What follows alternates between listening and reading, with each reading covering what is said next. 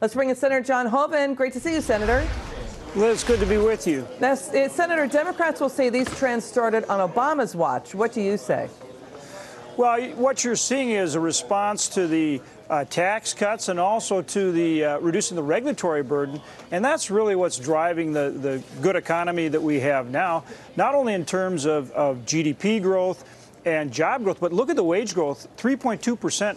Last year. That means it's hitting people in their pocketbook where it counts. You know, Senator, let's talk about the manufacturing jobs. Nearly 500,000 manufacturing jobs were added in the president's first 2 years, about 467,000.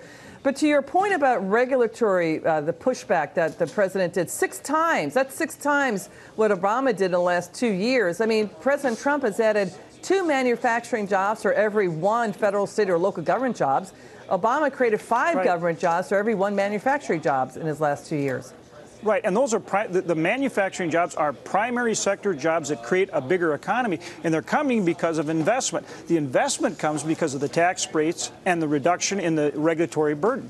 You know, Senator, Democrats want to raise taxes to fix income inequality, but does that work, or does the government just get supersized me bigger? I mean, the top 1% already pay about 39% of all federal individual income taxes. That's more than the entire bottom 90% combined.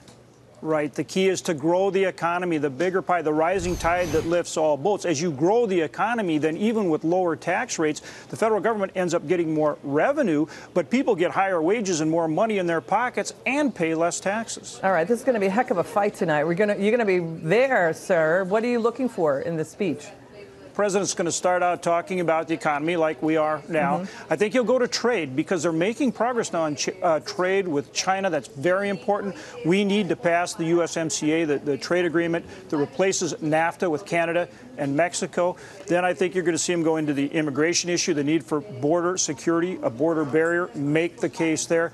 Talk about national security. But I think he's also going to go to infrastructure and trying to reduce the price of prescription drugs. And that's something where he's trying to reach out in a bipartisan way to things that the Democrats have said they want to do. This will be politics in the raw, high political theater. It's going to be more fun than the Super Bowl. Senator Hoeven, thank you so much for joining us.